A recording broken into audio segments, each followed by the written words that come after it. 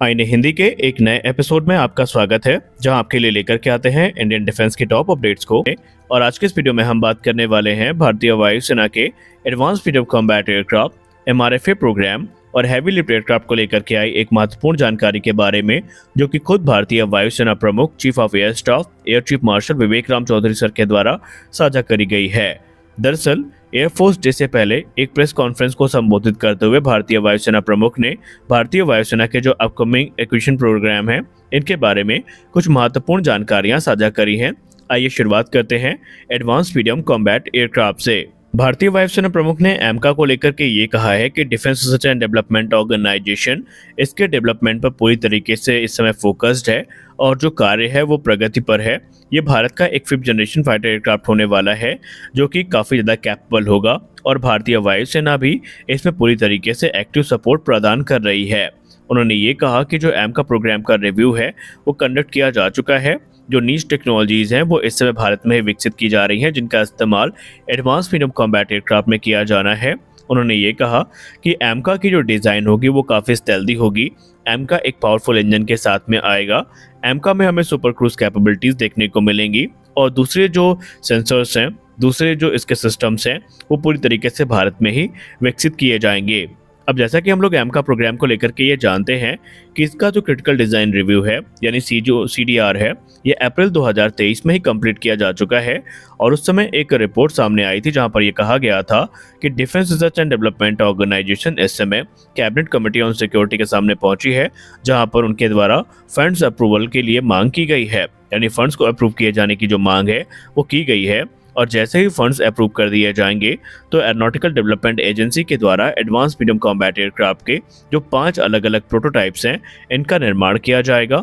इनमें से प्रत्येक प्रोटोटाइप की जो कॉस्ट आएगी वो तकरीबन 900 करोड़ रुपए आने वाली है।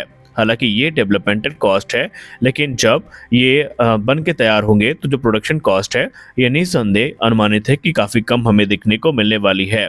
इसके लिए टोटल 15,000 करोड़ रुपए की जरूरत पड़ने वाली है इस प्रोग्राम में। और जैसे ही फंड्स को अप्रूवल मिल जाता है तो आगे की जो कार्यवाही है वो शुरू करी जाएगी। अगर आपने ध्यान दिया हो तो भारतीय वायुसेना प्रमुख ने प्रेस कॉन्फ्रेंस में कहा था कि एडवांस मीडियम कॉम्बैट एयरक्राफ्ट में हमें सुपर क्रूज एबिलिटी देखने को मिलेगी। लेकिन अगर हम मौजूदा इंजन की बात करें जो उसमें इस्तेमाल किया जाना है, तो वो है जनरल इलेक्ट्रिक का F414, जो कि इतना कैपेबल नहीं है कि उसे जो ये कैपेबिलिटी है प्रदान कर सके। यानी एमका को एक पावरफुल इंजन की जरूरत पड़ेगी और निस्संदेह जो एमका मार्क 2 है वो उसी इंजन के साथ हमें देखने को मिलने वाला है। इस समय भारत फ्रांस के साथ इस इंजन को लेकर के बातचीत कर रहा है, यानी फ्रांस और भारत मिलकर के एमका के लिए जो एक पावरफुल इंजन है वो विकसित करेंगे। और इस वर्ष के अंत तक जो रोड मैप है ये DRDO और सैफरान, यानी फ्रांस की वो कंपनी जो DRDO की सहायता करेगी, उन दोनों के मध्य जो इंजन प्रोग्राम का रोड मैप है वो तैयार कर लिया जाएगा।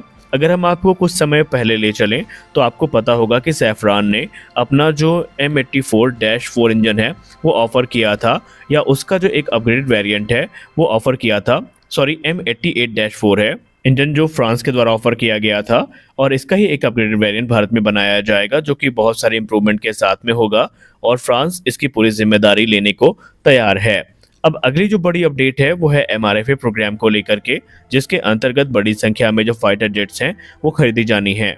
MRFA प्रोग्राम पर बात करते हुए भारतीय वायुसेना प्रमुख ने ये कहा है कि MRFA प्रोग्राम के अंतर्गत 6 स्क्वाड्रन खरीदी जाएंगी फाइटर जेट की, जो कि फेस्ड मैनर में होंगी, यानी चरणबद्ध तरीके से ये प्रोक्योरमेंट प्रक्रिया आगे बढ़ेगी। और इस प्रोग्राम को लेकर के उन्होंने कहा है कि डिफेंस एक्विजिशन प्रोसीजर 2020 की जो मेक इन इंडिया इनिशिएटिव है उसके अंदर ये प्रोग्राम आगे बढ़ेगा। जो रिस्पॉन्सेज हैं वो 8 एयरक्राफ्ट टाइप्स के अभी तक प्राप्त हुए हैं। उन्होंने ये भी कहा कि एयर स्टाफ क्वालिटेटिव रिक्वायरमेंट्स जो हैं वो फाइनलाइज करी जा चुकी हैं। ओरिजिनल इक्विपमेंट मैन्युफैक्चरर के साथ जो डिटेल इंटरेक्शंस हैं वो हो चुके हैं। साथ ही साथ ओरिजिनल इक्विपमेंट मैन्युफैक्चरर को ये भी बताया गया है कि जो एयरक्राफ्ट भारतीय वायुसेना के द्वारा सेलेक्ट किए जाएगा उसमें बड़ी संख्या में जो इंडिजिनस कंटेंट हैं वो इस्तेमाल किए जाएंगे। इसके अलावा स्वदेश निर्मित एयर टू एयर और एयर टू ग्राउंड वेपन्स के इंटीग्रेशन को भी उन्हें सुनिश्चित करना पड़ेगा। और MRFA प्रोग्राम के अंतर्गत जो भी फाइटर एयरक्राफ्ट भारतीय वायुसेना के द्वारा खरीदे जाएंगे उनका निर्माण भारत में ही किया जाएगा। अब अगर हम एमआरएफए के बारे में बात करें तो लास्ट ईयर 4 अक्टूबर 2022 को चीफ ऑफ एयर स्टाफ ने ये कहा था कि जो आरएफआई रिस्पांस का रिव्यू है वो पूरा हो चुका है और भारतीय वायुसेना ने जो एयर स्टाफ क्वालिटेटिव रिक्वायरमेंट्स हैं ये भी फाइनलाइज कर ली हैं। उसके बाद से कोई भी बड़ी अपडेट इस प्रोग्राम पे नहीं आई है। एक बीच एयर मार्शल नामदेश्वर तिवारी सर ने यह कंफर्म किया था कि जो रिक्वेस्ट फॉर प्रपोजल है ये बहुत जल्दी इशू किया जाएगा और जो सिलेक्शन प्रोसेस है उसमें कुछ कटौती की जाएगी। यानी उन्होंने कहा था कि जो एयरक्राफ्ट MMRCA-1 का हिस्सा थे शायद वो टेक्निकल राउंड से नहीं गुजरेंगे, जो नई एंट्रीज हैं उन्हें ही डिटेल इवेल्युएशन प्रोसेस से गुजरना पड़ेगा।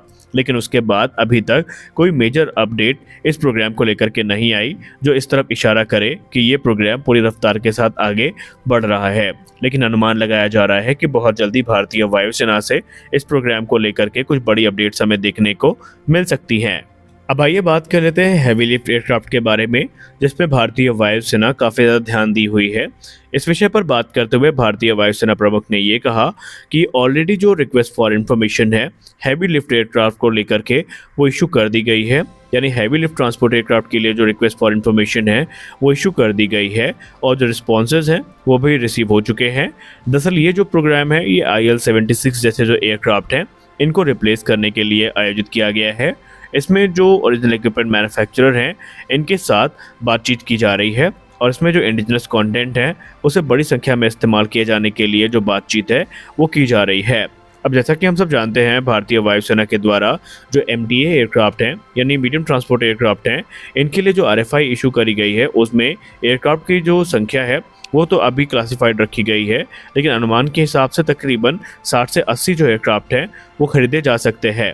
अब इसमें जो कार्गो कैपेसिटी होने वाली है वो 18 से लेकर के 30 टन के बीच में होगी और 3 फॉर्म इस समय हैं जिनके बीच में मेन कंपटीशन हमें देखने को मिल रहा है।